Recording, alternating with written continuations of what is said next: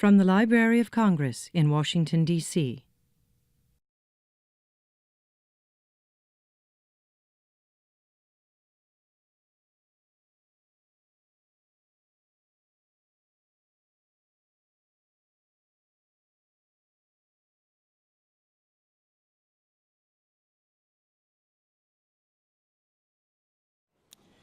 The second award of $50,000 is for the American Prize, which goes to 826 National. 826 National is being recognized for a project developed and implemented successfully during the past decade for combating both illiteracy and illiteracy, which is the problem of those who can read but for some reason do not read. 826 Literacy uses unique storefront offices in 8 cities as basis for addressing community problems of both literacy and illiteracy. One-on-one tutoring for at-risk K-12 students is offered along with a range of free core programs, including storytelling, bookmaking, in-school writing workshops, and publishing projects. Accepting for 826 National is Gerald Richards, Chief Executive Officer of 826 National.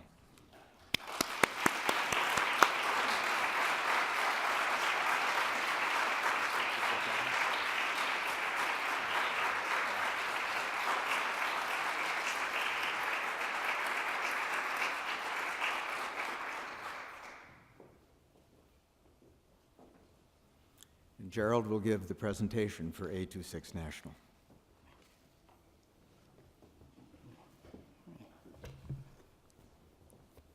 Good afternoon.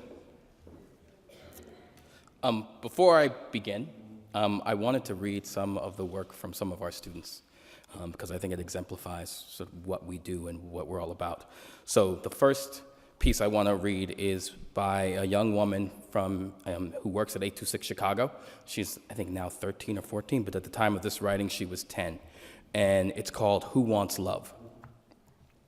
Love is a great thing because it's made out of hearts and beauty and prettiness and handsomeness and awesomeness and pow. Love goes slow. Love is ridiculous. Love is fast like a pony with a wizard costume on and a green mustache. Love is sad. Love is crazy. Love is around the world. Love is a deck of cards. Family love is happy and cool. Boyfriend and girlfriend love is yucky and nasty.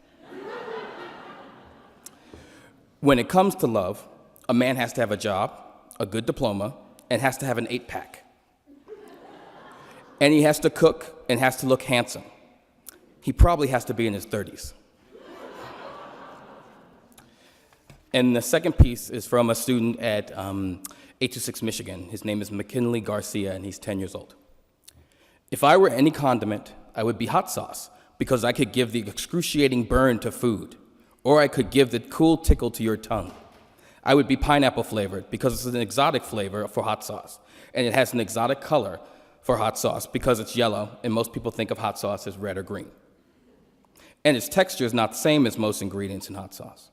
Tomatoes are saucy and smooth, and cilantro is like a cat's tongue, whereas pineapple is spongy, and when you bite into one, it is chewy, and it feels like you are exploding little balloons filled with pineapple juice.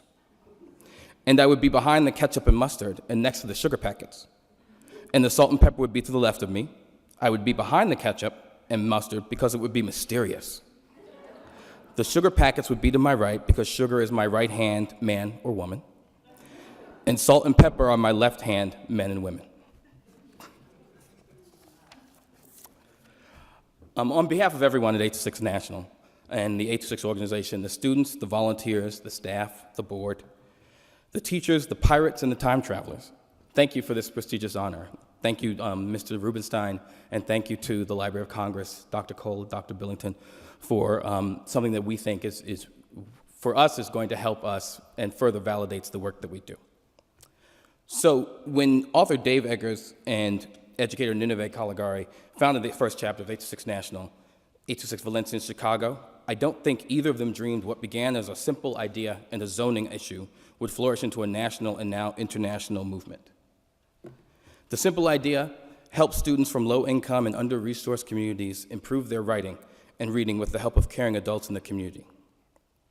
826 National is a network of nonprofit creative writing and after-school tutoring centers located in 8 cities in the United States.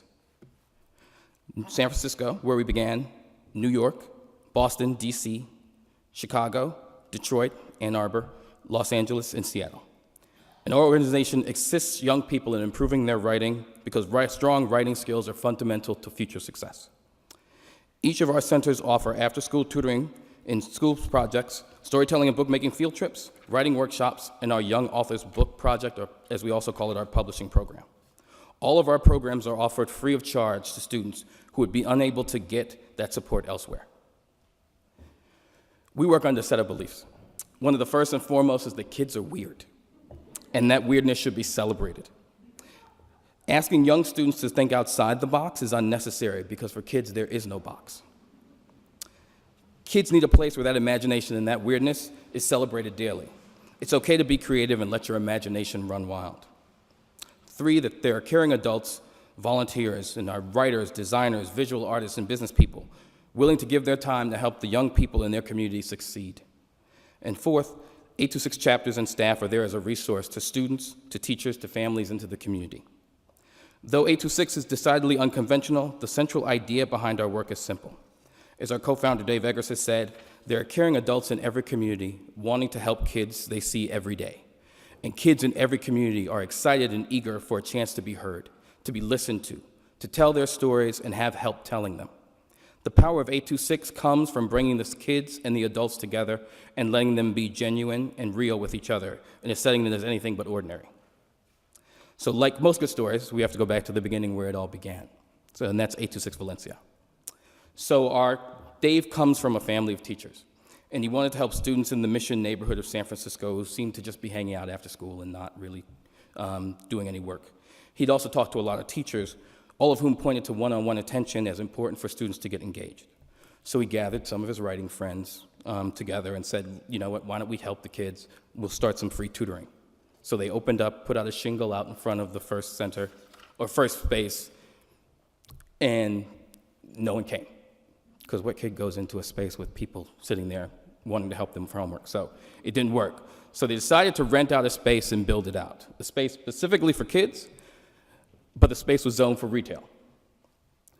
The landlord said you have to sell something. And so when they opened up the first one inside and they gutted it and built it, you can see the exposed brick, exposed wood. Someone said, well, it looks like the inside of a ship, so why don't we sell pirate supplies?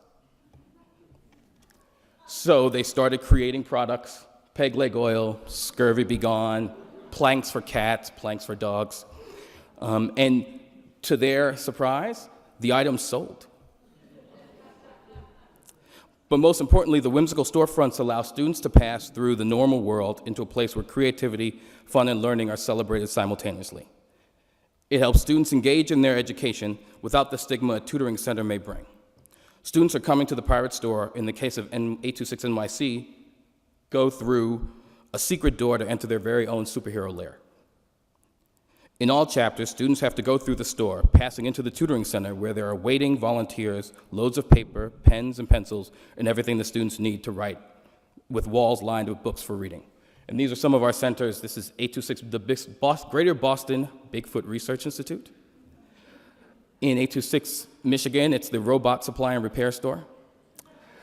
In LA, it's the Echo Park Time Travel Mart. Wherever you go, we're already then.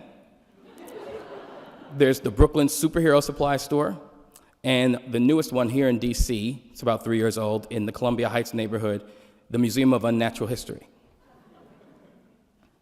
This is the inside of one of our stores, and the stores act as a gateway to the community, attracting students, families, and volunteers coming to buy their own bottle of mammoth milk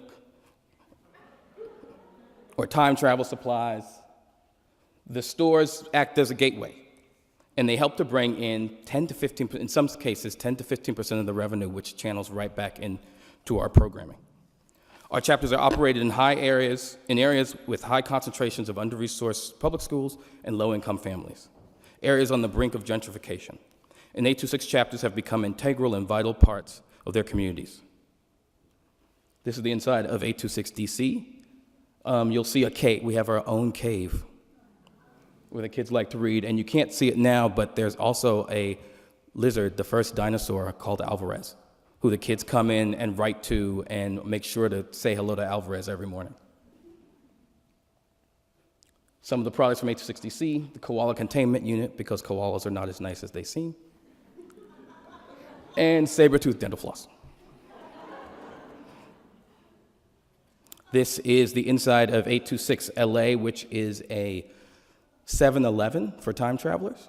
And they have a second store now. So the first store in Echo Park started out as a 7-Eleven in the 1980s. The new center, which is in the Mar Vista neighborhood, is what a 7-Eleven would look like in 1880. So we have an engaged core of almost 5,000 volunteers across the country who come in and work with the students on their homework or any writing programs. Last year, we worked with 31,000 students. Okay. But we realized we were only hitting a small number of students, the ones that came in the door, the ones that knew where we were. Students find us, their families walk by, they come into the store. People are like, why are you selling pirate supplies and eye patches? And so it brings the kids in, and they're excited, and they come right back through to the tutoring center, where there are volunteers waiting to work with them, eager to help in whatever subject they have. We publish everything the students write and give them the opportunity to read everything they write. So there are frequently presentations given by the students, book release parties, and things for students to be celebrated to show that they can, that their writing means something and that it has worth. We realized, though, we were only hitting a small number of students and the ones that came in the door. So we had many volunteers that wanted to do more. So we were approached by teachers that wanted help with their writing assignments. A book report and oral history project, and our in-schools projects were born. So we bring in volunteers, which helps lower the student-to-teacher ratio. And we're there to help the teacher, not to tell them what to do. We're there to act as a resource. And we also began working with teachers who wanted to do stronger and more substantive writing projects using the student's own voice. And so the Young Authors Book Project was born. So we collaborate with the class and bring in guest authors who will write the foreword and work with the students as they refine their stories and edit the book. Some of our guest authors have been Amy Tan, Khaled Hassini, Isabel Allende, Steve Carroll, and Robin Williams, just to name a few. And they give their support to the student publications by writing the foreword and helping to edit. So this video is of one of our book projects at Mission High School several years ago with teacher Perrette McCamey.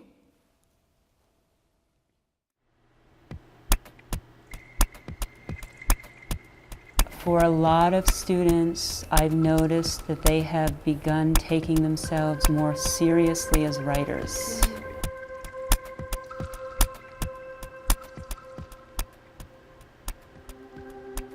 The Young Authors Book Project series started out with a book written by students at Leadership High School in San Francisco.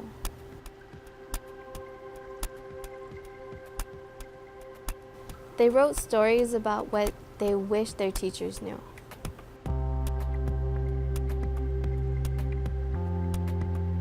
The project was important because it turned out that it was the only book published from a student's perspective about education in the classroom. The student's book was eventually bought by schools of education to give teachers in training a better understanding on the student's perspective. After that, 826 went on to publish one large-scale book each year with a specific group of students on an important topic. These books have become a cornerstone of each of the 826 chapters around the country.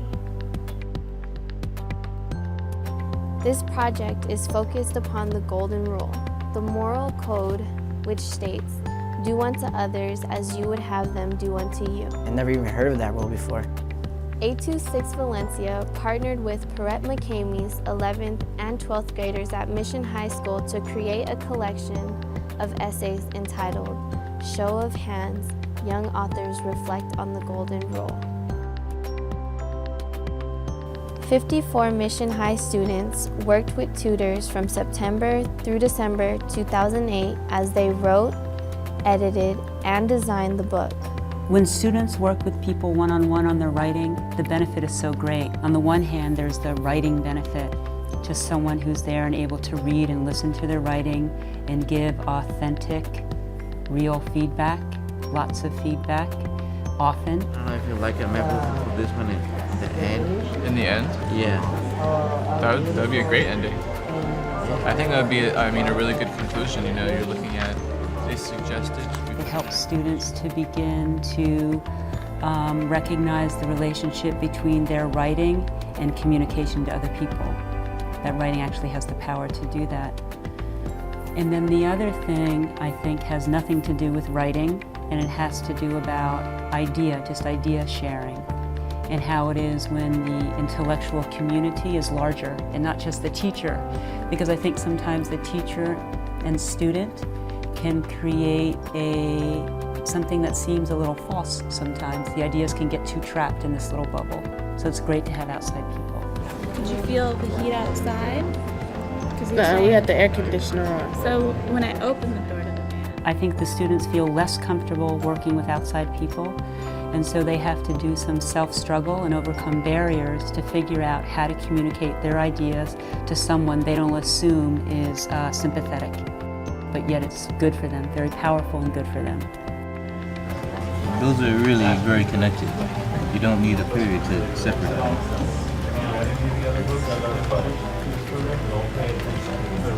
No, but you still need some form of punctuation. What would you use, right? Yeah, semicolon. I watch them look at the computer screen and I see how engaged they are, and I can see their mind working, clicking away. I can also see it by the kinds of questions they ask. So they ask fewer, just tell me that I'm doing all right questions, because they become their own sort of cheerleaders, and more technical questions about the writing itself. what has been your favorite part of this project so far? Just working with all the tutors and getting all the help I can. Getting to know everybody. It's good. Never had that much help before. I want to welcome you to our 2009 Young Authors Book Project release party. For show of hands, young authors reflect on the Golden Rule. Woo! I'm expecting the students to feel more, to have a greater relationship with their own writing, and so to have a change in confidence, a change in willingness. My favorite part is expressing my thoughts and writing it down instead of saying it. To me, writing is so connected to thinking. So all the changes with their writing also mean a change about the way they think about their thinking.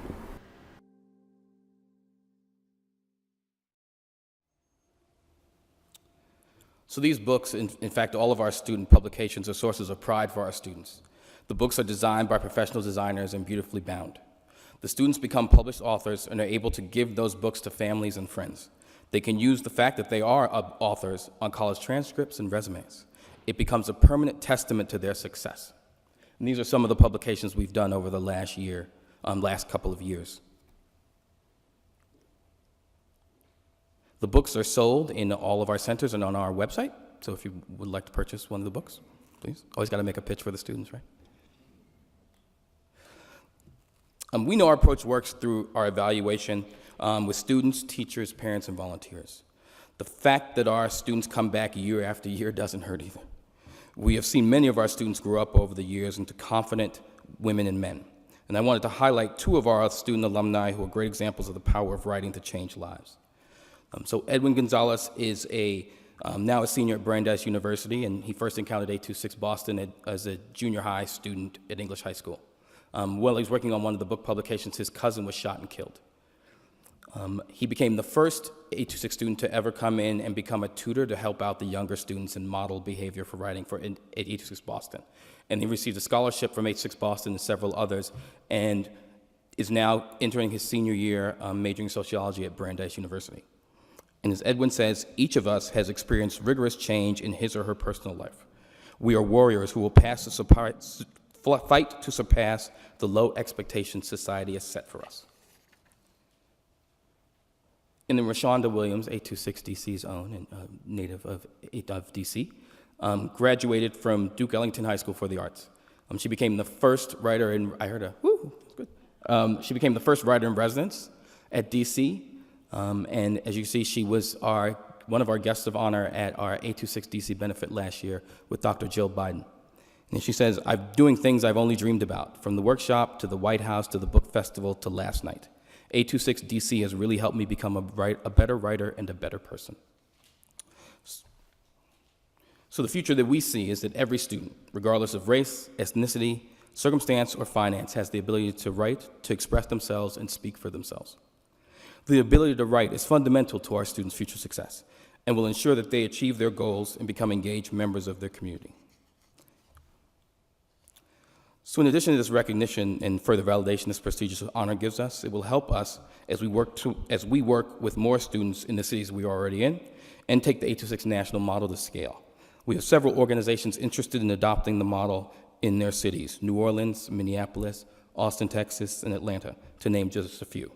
We are also excited about the adoption of 826 national model internationally in Australia, the UK, Sweden, Italy, Finland, France, and there are several others, and they actually just met 2 weeks ago to talk. So we're excited that this will help us reach more students and engage more volunteers. And if you are interested in volunteering at an 826 near you, please check out our website or just walk into a store, because you always need, an eye patch or mammoth milk or something. So thank you again to the Library of Congress for this prestigious honor.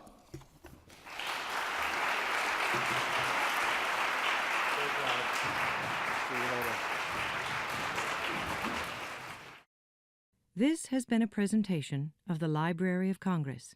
Visit us at loc.gov.